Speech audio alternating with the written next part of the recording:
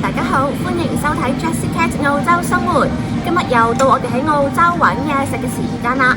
我哋嚟食晏晝飯嘅地方係一間韓國餐廳。呢間韓國餐廳係主打一人一鍋同埋韓燒嘅。我哋就諗住兩樣都試下啦。呢間韓國餐廳嘅店面設計都係專門做火鍋或者韓燒嘅。餐牌上嘅選擇其實相對簡單，每一種肉類都再有兩三種唔同嘅價錢可以揀。驟眼睇落去呢，就冇啲乜嘢好驚喜嘅食材啦。等嘢食嘅時候，我注意到佢哋嘅裝飾都幾靚，既係餐牌又係掛畫，各種韓式配菜好快就嚟到啦。不過配菜呢，就似乎都係啲最基本嘅款式。好彩上菜速度都好快，我哋點嘅肉類馬上都嚟到啦。我哋豬牛雞都嗌咗少少，啲肉睇落去呢，色澤都係新鮮嘅。除咗肉類，仲有蔬菜同埋丸類啊、年糕啊等等嘅其他嘢食。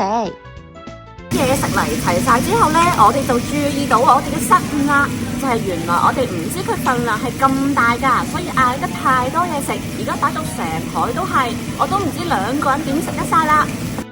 事不宜遲，馬上就開始韓燒啦。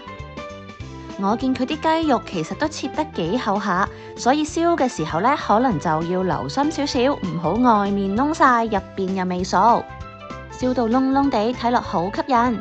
除咗肉類之外呢，我亦都揀咗一個叫做 Asian Flavor 嘅蔬菜組合。咁上面有幾種蔬菜之外呢，仲有年糕啊、魚蛋啊、餃子同埋一個烏冬麵等等。而最令我開心嘅呢，就係蔬菜嘅部分居然有糖鋪喎。咁證明呢，佢哋都係有用心去揾啲 Asian 蔬菜翻嚟，唔係淨係敷衍嘅。至於迷你火鍋，我就揀咗泡菜湯底，食落去算係正正常常啦。咁既然食韓燒呢，最緊要就緊係肉嘅質素啦。我哋一路食呢，就覺得佢每種肉嘅質素呢都係過得去唔錯嘅。因為我哋自己呢都冇揀到最貴嘅肉，所以呢要求都唔會去到好高。咁佢肉嘅質素呢，算係對得住呢一個價錢嘅。例如係五花腩呢都好夠肥，唔係俾瘦肉我哋。咁所以整體嚟講呢，我都覺得係唔錯嘅。而且見到成張枱都擺滿嘢食，其實真係食得好開心㗎。每樣食物嘅質素都算係唔錯嘅，連啲丸類呢都食得出唔係最平嗰種丸。食下呢，又發現唔係真係咁多，因為主要係擺盤嘅時候呢，每個碟淨係放少少，所以其實呢，我哋係有機會食得晒嘅。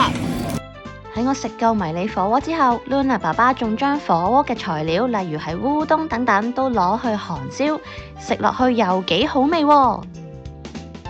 經過呢一次嘅經驗呢，其實我自己好推薦呢一個呢，一個 BBQ 一個 hotpot 嘅做法㗎。